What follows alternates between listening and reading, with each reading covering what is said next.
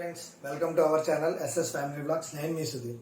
So Bigg Boss హౌస్లో secret task మొదలైంది. ఆ సీక్రెట్ టాస్క్ ఎవరికి ఇచ్చారంటే బిగ్ బాస్ రీతుని కన్సెషన్ రూమ్లోకి పిలిచి నీకు సీక్రెట్ టాస్క్ ఇస్తాను, అది కంప్లీట్ చేస్తే కనుక మీకు ఎంతో ఇష్టమైన చికెన్ మీకు ఫుడ్ పంపిస్తాను అని చెప్పేసి రీతు గారికి చెప్తే రీతు గారు దాన్ని యాక్సెప్ట్ చేశారు.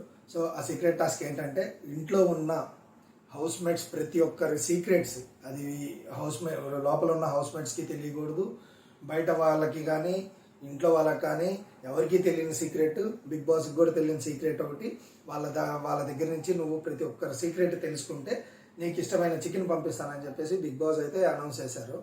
సో అది అనౌన్స్మెంట్ అయిపోయిన తర్వాత తను బయటకు వచ్చారు. సో ప్రతి ఒక్కరితో ఇన్వాల్వ్ అవుతా, ప్రతి ఒక్కరితో మాట్లాడతా, అన్ని విషయాలు గురించి మాట్లాడతా, ఎంత తెలివిగా ఎంత న్యాక్గా ప్రతి ఒక్కరితో మాట్లాడారు. ప్రతి ఒక్కరి సీక్రెట్ తీసుకున్నారు, ప్రతి ఒక్కరిది వాళ్ళ ఇన్ఫర్మేషన్ గురించి తెలుసుకున్నారు. ఇలా కన్వర్జేషన్ బిల్డ్ అవుతా ఉంది రీతు గారికి. సో ఈ కన్వర్జేషన్ వల్ల, ఈ టాస్క్ వల్ల, తను చేసిన కన్వర్జేషన్ వల్ల తన గేమ్కి చాలా ప్లస్ అవుతుందని నేను అనుకుంటున్నాను. ఎందుకంటే ప్రతి ఒక్కరి గురించి కొన్ని విషయాలు పర్సనల్గా కానీ, ఫేవరెట్స్ ఎవరని కానీ, కొన్ని విషయాలు తను మాట్లాడిన విషయాలు తనకి గుర్తుంటే కనుక, తను కనుక గుర్తు పెట్టుకొని అందరు ఇట్లా ఉన్నారు అని అంటే కనుక తన గేమ్ ముందుకెళ్తుంది. ఒకవేళ ఏదో టాస్క్లే చేసాంలే, లైట్లే అని అనుకుంటే కనుక తర్వాత ఇబ్బంది పడుతూ ఉంటుంది తను. అయినా కానీ అదంతా పక్కన పెడితే తనకి ఇచ్చిన టాస్క్ మట్టుకి సూపర్గా ఆడింది రీతు గారు. అలానే ప్రతి ఒక్కరి దగ్గర ఇన్ఫర్మేషన్స్ అన్నీ తీసుకొని కన్సెషన్ రూమ్లో మన బిగ్ బాస్కి అన్నీ చెప్పారు. అక్కడ కూడా బిగ్ బాస్ చిన్న ఫ్రాంక్ చేశారు మన రీతు గారిని, ఎంటీ బౌల్ పెట్టేసి. తర్వాత రీతు గారికి అన్ని విషయాల గురించి తెలుసుకొని రీతు గారి దగ్గర తనకి ఇచ్చిన చికెన్ అనేది తనకి ఇచ్చేశారు. తనకి ఇచ్చిన టాస్క్ని సూపర్గా ఆడిన రీతు చౌదరి గారు. సో అందరి దగ్గర ఇన్ఫర్మేషన్, అందరి దగ్గర సీక్రెట్స్ తీసుకుని బిగ్ బాస్ మళ్ళీ కన్సెషన్ రూమ్లో పిలిచినప్పుడు ప్రతిదీ అంటే వాళ్ళకి ఏవేవైతే వాళ్ళు చెప్పారో అవన్నీ షేర్ చేసుకుంటూ తనకి ఆఫర్ చేసిన చికెన్ని తింటూ చెప్పేశారు.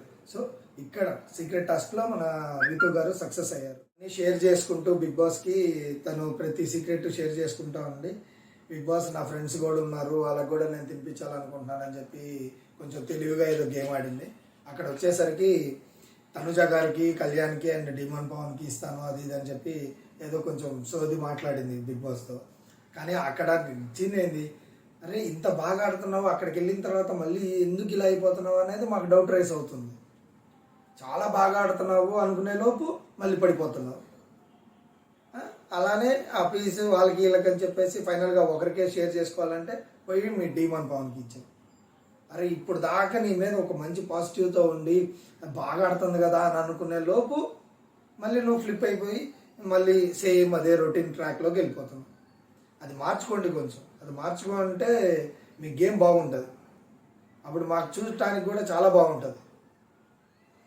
మీరు అవన్నీ కాకుండా మళ్ళీ సేమ్ అదే పద్ధతిలోకి వెళ్ళిపోయి ఇవన్నీ పక్కన పెట్టేసి, గేమ్ పక్కన పెట్టేసి మళ్ళీ దాంట్లో పోతే మీకు మీ మీద ఉన్న ఎక్స్పెక్టేషన్స్ కానీ, మీ మీద ఉన్న ఇంప్రెషన్ కానీ మళ్ళీ చెడిపోతూ ఉంటుంది. అదొక్కటి చూసుకోండి మీరు రీతు గారు, అదొక్కటి చూసుకోండి. అందరు కలిసి ఎప్పుడెప్పుడా వీళ్ళు ఫస్ట్ నుంచి టెనెంట్స్, ఓనర్స్ ఈ గ్రూపే నడుస్తుంది, కొంచెం మిక్సప్ చేస్తే బాగుండు అని అనుకుంటున్న టైంలో ఈ 3 గ్రూప్స్గా డివైడ్ చేశారు. మొత్తాన్ని హౌస్ మేట్స్ మొత్తాన్ని 3 గ్రూప్స్గా డివైడ్ చేశారు. Blue team, red team, black team అని చెప్పేసి. అది అట్లా ఒక చెట్టు ఫలం మీరు చేసిన ఇప్పుడు దాకా ఉన్న మీరు చేసిన జర్నీ, అంటే ఈ 2 వీక్స్ 3 వీక్స్ చేసిన జర్నీని మీరు ఎలా ఉన్నారు అనే దాన్ని బట్టి మీ ఫ్రూట్ డిసైడ్ చేస్తుంది అనేది పెట్టేసి ఒక ట్రీ పెట్టి యాపిల్స్ తీసుకోండి, ఎవరికి పేర్లు రాసి ఉంటాయి, వాళ్ళ యాపిల్స్ తీసుకున్నారు. సో ఇలా 3 గ్రూప్స్గా ఫామ్ అయ్యారు. 3 గ్రూప్స్గా ఫామ్ అయిన అందులో బ్లూ టీమ్ ఒకటి, రెడ్ టీమ్ ఒకటి, బ్లాక్ టీమ్ ఒకటి. సో బ్లాక్ టీంలో వచ్చేసరికి రీతు గారు, శ్రీజ గారు, ఫ్లోరా గారు. అండ్ బ్లూ టీం వచ్చేసరికి సంజన గారు, ఇమాన్యుల్, తనుజ గారు, సుమన్ గారు అండ్ ప్రియా గారు. వీళ్ళ 5గురు బ్లూ టీంలో ఉన్నారు.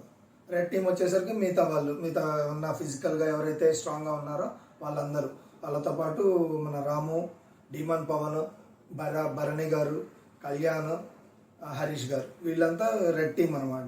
సో నేను అనుకోవటం ఏంటంటే ఈ వీక్ కెప్టెన్సీలో ఈ 3 గ్రూప్స్ మధ్య గేమ్ పెట్టేసి ఆ గేమ్స్లో ఎవరైతే గెలుస్తున్నారో వాళ్ళకి కెప్టెన్సీ కంటెండర్స్గా సెలెక్ట్ చేసుకొని ఆల్రెడీ మనం గత సీజన్స్లో చూసాం సేమ్ ఇట్లానే 3 గ్రూప్స్గా చేసి అందులో ఒక గ్రూప్ని సెలెక్ట్ చేసుకొని ఆ గ్రూప్లో వాళ్ళ కెప్టెన్సీ కంటెండర్స్గా గెలిచిన వాళ్ళ గ్రూప్ని కెప్టెన్సీ కంటెండర్స్గా చేసి వాళ్ళ మధ్యలో గేమ్ పెట్టేసి కెప్టెన్ని డిసైడ్ చేస్తారు.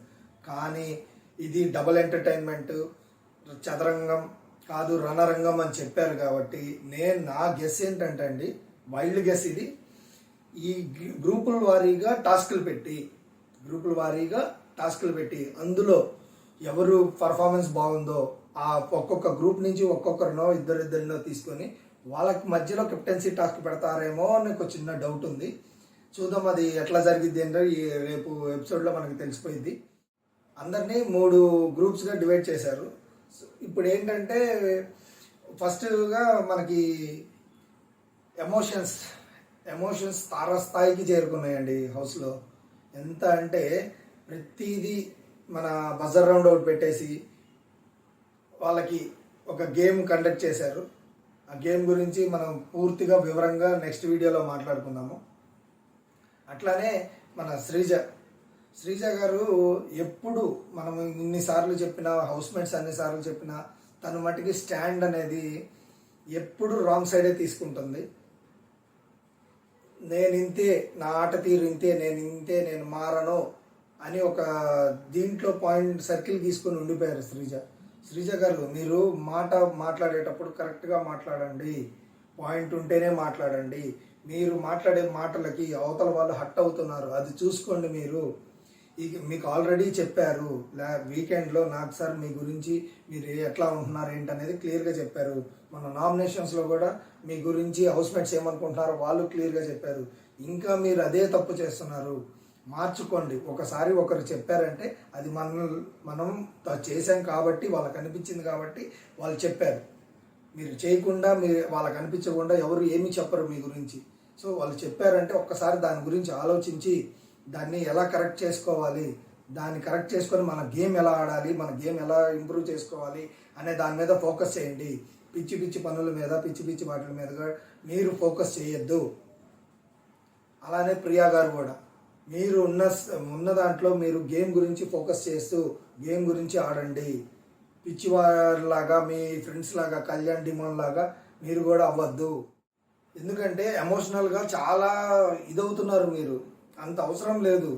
ప్రియా గారు ఫుల్ ఎమోషనల్ అయిపోతున్నారు, ఇటు శ్రీజ ఏమో ఫుల్ యాంగ్రీ మోడ్లో వెళ్ళిపోతున్నారు.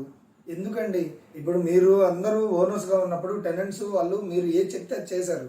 కానీ మీరు టెనెంట్స్ అయిన తర్వాత ఓనర్స్ చెప్పిన మాట కాదు కదా, అసలు వాళ్ళు కనీసం మిమ్మల్ని ఏమనట్లేదు, ఉన్న వర్క్స్ చేసుకోమంటున్నారు. అది కూడా మీకు చేతగాక ఇదే గొడవలు పడుకుంటా ఒకరి మీద ఒకరు చేసుకుంటా అసలు టెనెంట్స్ ఇప్పుడు ఓనర్స్గా ఉన్న టెనెంట్స్గా ఉన్నప్పుడు ఓనర్స్ టెనెంట్స్గా ఉన్నప్పుడు ఎవరి వర్క్ వాళ్ళు చేసుకొని నీట్గా ఉన్నారు.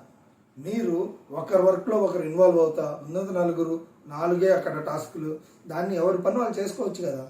ఒకరి దాంట్లో ఒకరు ఇన్వాల్వ్ అయిపోయి గందరగోళం చేసేసి చేయాల్సిన వాళ్ళు చేయకుండా మీరే చేసుకుంటా మొత్తం మీరే చేస్తున్నారు. అది ఎలా ఉందంటే మీ ఫ్రెండ్ హెల్ప్ చేసినట్లేదు. మీరు కంటెంట్ అంతా మీరు నా మీద ఫోకస్ అవ్వాలి, నేను అన్నిట్లో ఉన్నానని చూపించుకోవడానికి ఉంది శ్రీజ గారు.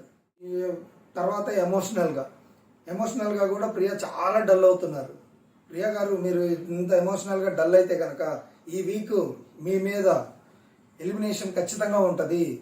మీరు ఎలిమినేషన్ చివరి దాకా వస్తారు, ఏమో మీరే ఎలిమినేట్ కావచ్చు.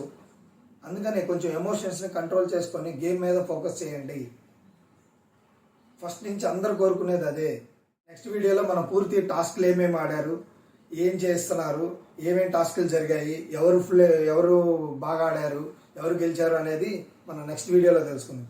సో ఈ వీడియో కనుక మీకు నచ్చినట్లయితే లైక్ చేయండి, షేర్ చేయండి, సబ్స్క్రైబ్ చేయండి. Thank you.